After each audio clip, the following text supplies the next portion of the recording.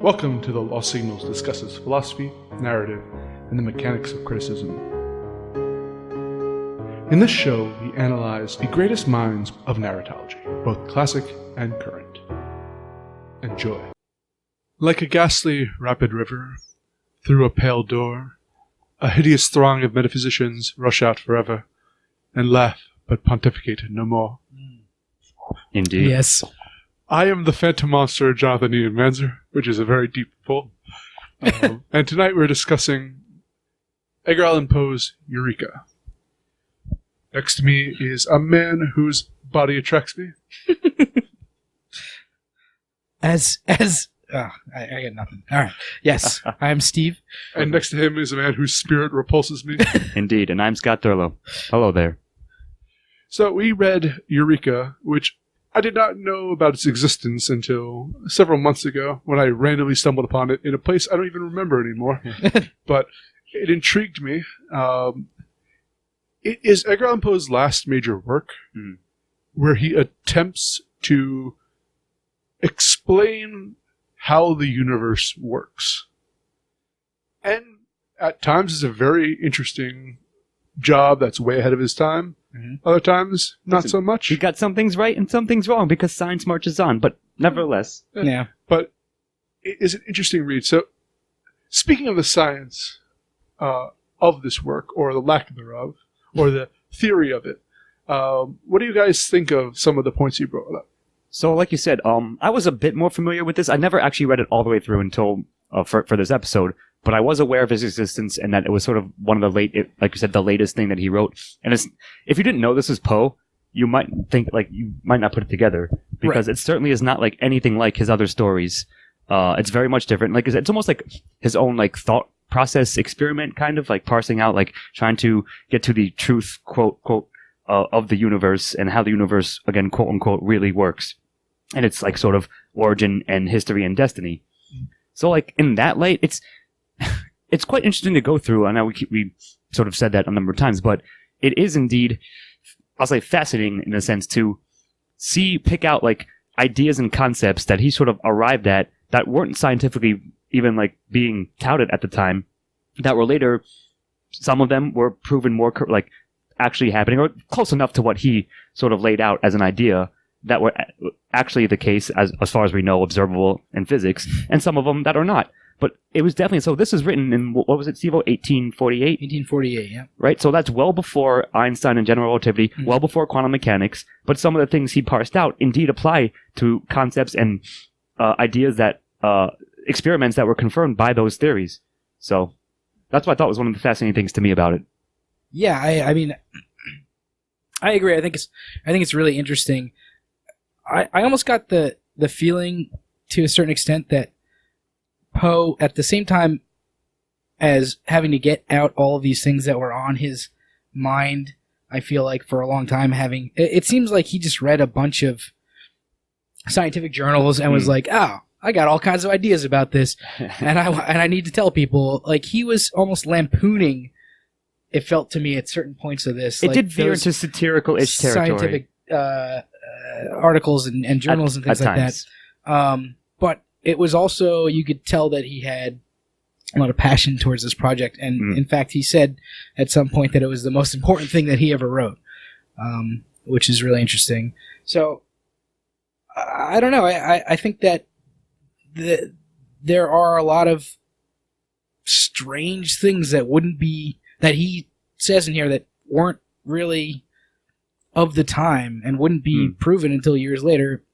There are many more things that he was completely wrong about. I will say that. So if you read this, they'll be like, "Oh, he's like a genius, scientific." His track record is up and down on it, but go on. I do have, if you mind me interrupting for a second. Sure.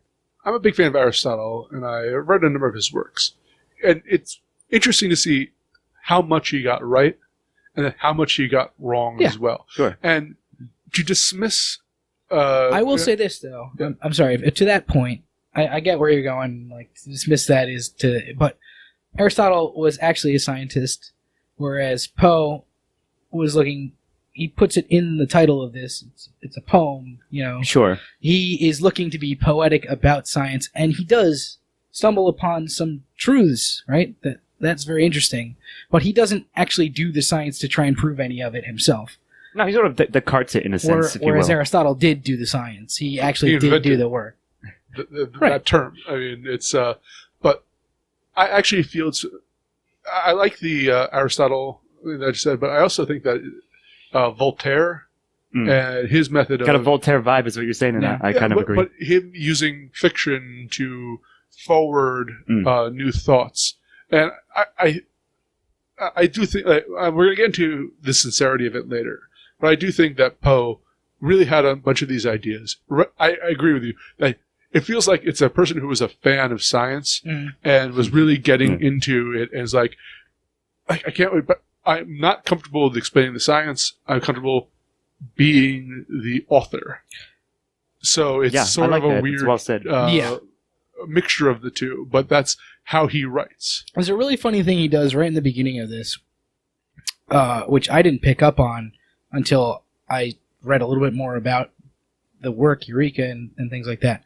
He quotes this famous scientist, Ham. Yeah. You guys may recall. Yeah. You know who that is? Francis Bacon. Yeah.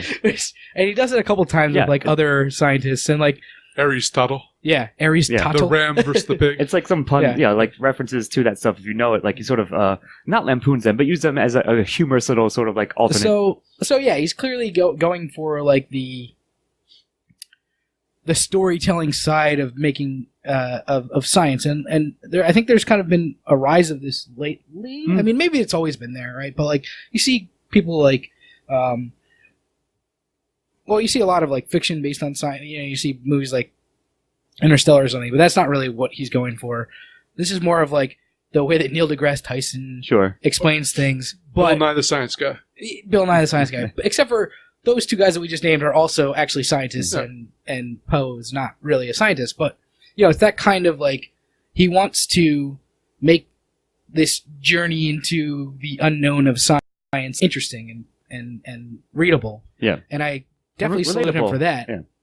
And he does talk a lot about the things that are defined in the world of science in 1848, Now, going in, we're going to hop back to what you're saying about Francis Bacon and Aristotle and John Stuart Mills, which he makes a joke about John Stuart Mills riding someone else, but he rides John Stuart Mills quite a bit. I noticed that, yes. But regardless, I think that he really displays, to that point, like, that was a lack of popularization. Like, science is very myopic in its viewpoint, and that you need someone with a big picture, and Poe's got that big picture idea of how the world works, and that his ideas are as valid as science. And I think he makes a very erroneous, but I understand the point I make with Kepler. Like, come up with a big picture, and then scientists can then like chisel down what's wrong with it and build. But you need someone at first to really come up with this idea. And to be fair, over time, he was right about a lot of things in there, and we chiseled away what's wrong with it. He was vindicated by history, and like the points that he was like a bit off on, we'll say conservatively, that's been come to light as well. Yeah, I think that there's a lot to be said for the way that Poe looks at science in this. I agree. Not even necessarily any of the conclusions that he came to, right or wrong. Just the way that he views it of looking at it, different than the way that a lot of people had viewed it up until then, I think. And that, in and of itself, allowed him to sort of make some conclusions that people hadn't come to yet that ended up, some being wrong, some being right. Which I think is, But either way, he made the leap. Yeah, and I would say even those wrong conclusions led somebody to explore something that maybe wouldn't have been explored at least quite so soon. Yeah, man. Not every experiment ends in success, but you do learn something. Although who knows? I'm sure like not a ton of scientists were like rushing to go explore the things that Edgar Allan Poe was talking about. Einstein was a fan of this work. Yeah. 100 years later, or 90 years later, I think 1935, he said, Yes. Something like that. Yeah. But nevertheless, it's like I said, it's if not eerily relevant, still perhaps surprisingly relevant for given the fact that it was so far removed even then from him and Einstein's time, and now in our time still. I think possibly the most impressive thing about this is that he wasn't a scientist at all, and got so deep into this stuff. But he was so deep into trying to understand all this stuff that he came to some conclusions that made actual scientists sit up and take notice. And sure, and that's pretty impressive. Yeah, intuitions were correct on certain things, and it's really weird because I've read a lot of Poe, but I never saw this side of him. Right. Yeah, exactly. That's what I was saying. Yeah, it's if you're a fan of Poe, it's well worth a read, at least a couple pages in, to see what his actual interest was. Yeah. To be fair, this is a rather lengthy and denser work than most of the stuff, like I said, that most people are familiar with. But nevertheless, if you once you get sort of aligned with how he's trying to parse it out, then you can sort of go along for the ride, and it's quite well done. Yeah, it's basically a novella. I think it's 75 pages long. Yeah, it's like I said, fairly lengthy, sure. Yeah. But as one of you mentioned, that there's a little preface in which he outright explicitly states that he wishes it to be viewed as essentially a poem, not necessarily a academic/scientific and quotes work, but still he is focusing upon those topics, or at least looking at it through that angle. Right. There's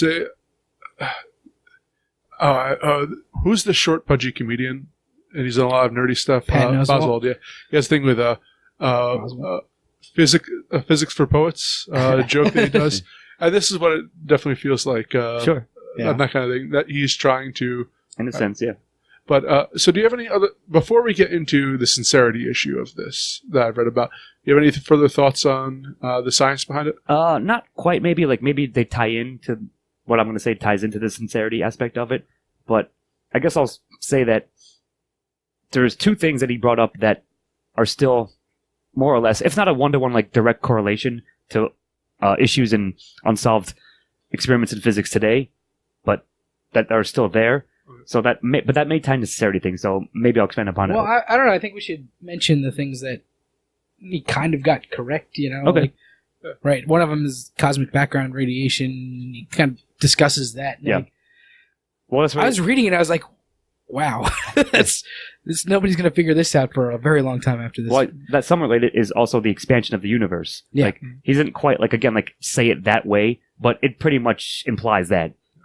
It does. Although I feel like he can't even imagine the infinite expansion of the universe. The vastness of it, sure. But he does. I mean, he does talk about how it is basically filling the jar. Yeah. He does mention the concept of infinity, which is something also that is a difficult. He doesn't go into it all that deeply, but still, it is attached to this in general. The big crunch, which is out of favor nowadays, but still it was a possibility, or at least a consideration in the world of physics for a while. But yeah, you're right. It's somewhat been more or less disproven at this point, but nevertheless, that wasn't that long ago. But the way he lays it out is really fascinating. Yeah. It's he talks about the attraction.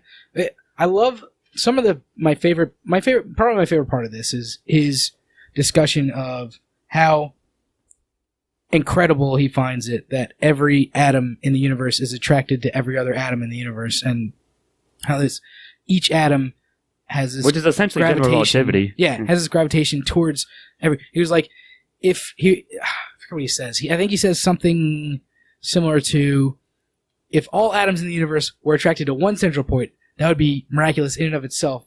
But the fact that every atom has a gravitational attraction to every single other atom in the universe is mind blowing. And I never really thought about it like that, but it is kind of fucking mind blowing. It's really insane. It's quite an epiphany. All right, then I guess we'll put in a little addendum here, which is and you brought this up pre-cast about the use of God here, and I was going to mention that too, but again in the next section. But if you want to mention it here, we'll do it right now. Okay. The prime mover type idea that the Big Bang was God's will. It's the reason that everything just doesn't snap back immediately is that there's a divine purpose for atoms to exist. Keeping it that way, sure. A repulsory force. I remember I took a class once upon a time about 17th century philosophy.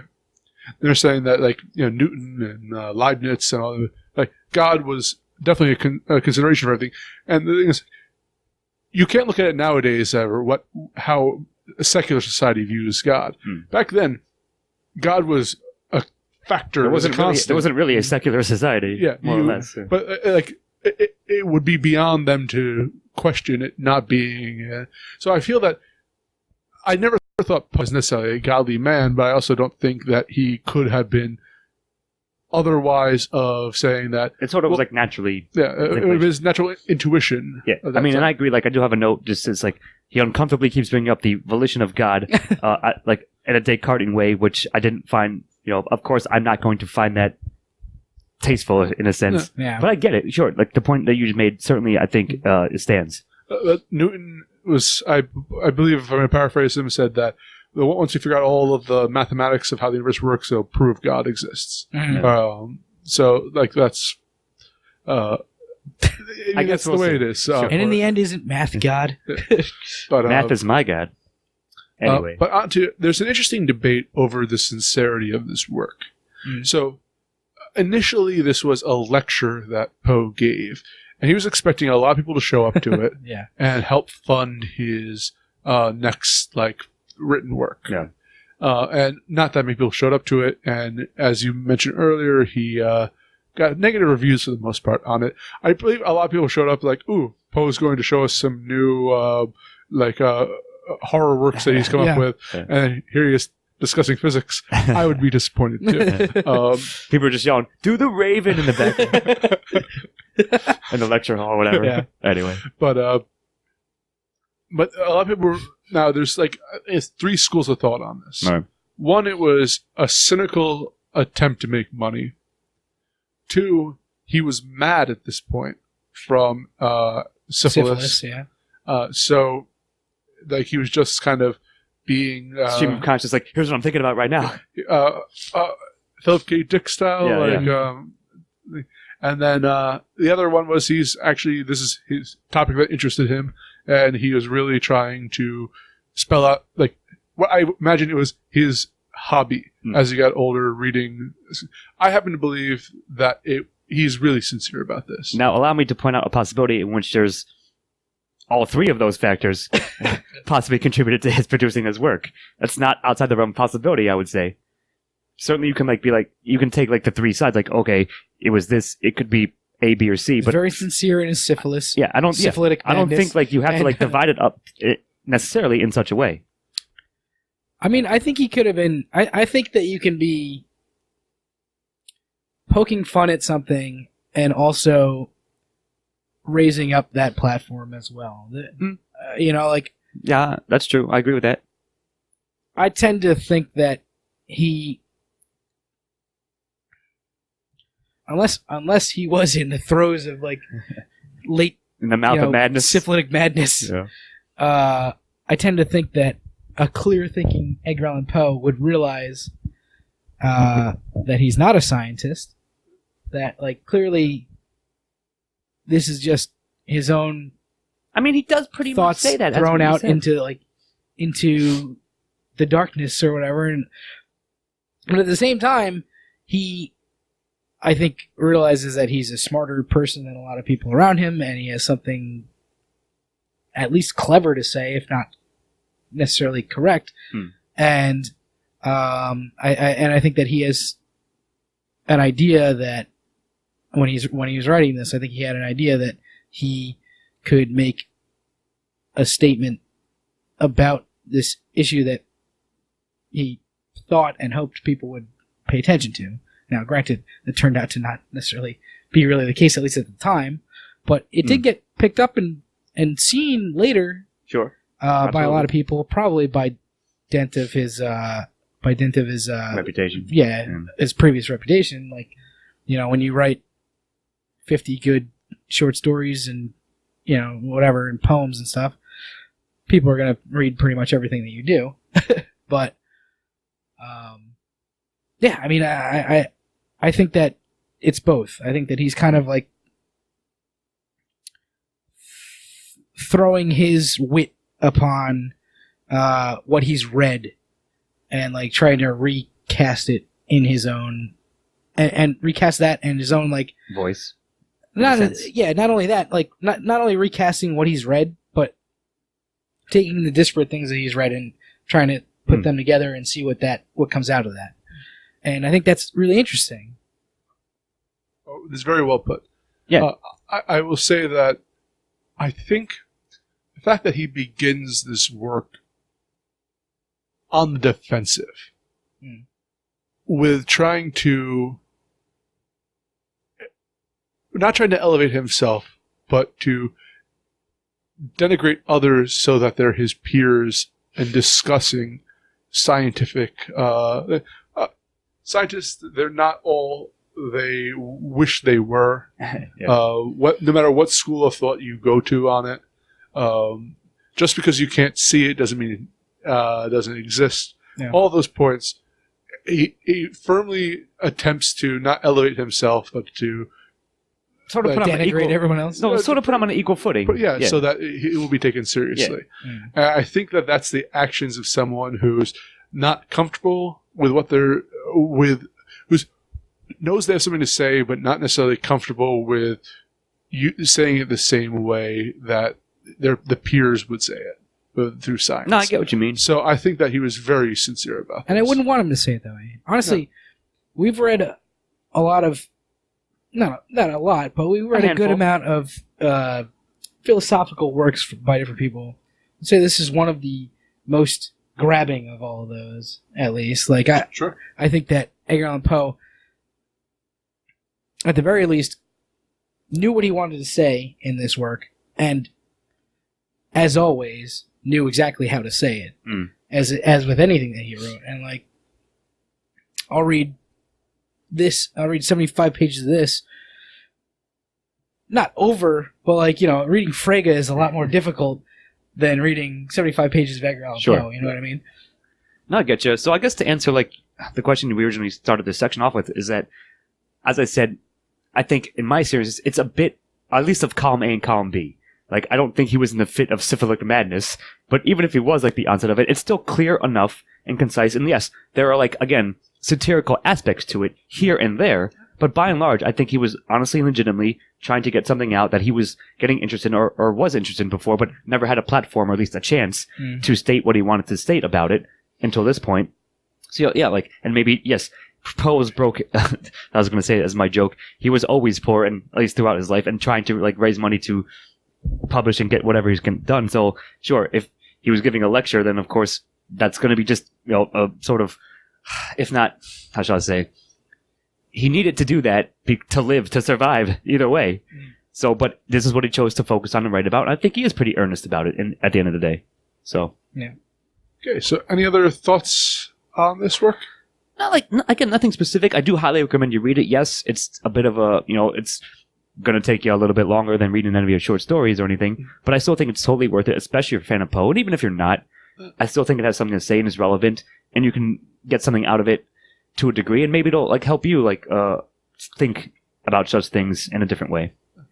And don't be afraid if you don't know what you're talking about. It's about the big picture anyway. Yeah, exactly. Be broad. Can't go wrong. Yeah, I mean, I agree. I think it's a good read. Probably take you about 4 hours if you're quick. 3.5, 4 hours Sure. if you read Like quickly. I said, it's a bit of a commitment, but I think you'll. Maybe 5 if you don't. I think many people who are, again, if you're inclined to get into this sort of stuff, you will fall into it pretty quickly and find yourself, if not absorbed, then at least engage with it. I still found Roland Barthes a easier read. No. Get out of here. Yeah, I did not. Get on out of Fact. here. SC was a much more difficult read than this. Anyway, I'm Jonathan E. Menzer, here with Stephen Ramosi Goodbye. and Scott Thurlow. And my universe is expanding. See you next time. Thank you for listening to The Lost Signals discusses philosophy, narrative, and the mechanics of criticism. Editing and engineering by Jonathan E. Menzer. Music by Christopher Morgan. Check us out on YouTube and iTunes for the shows, and on Facebook and Twitter for updates.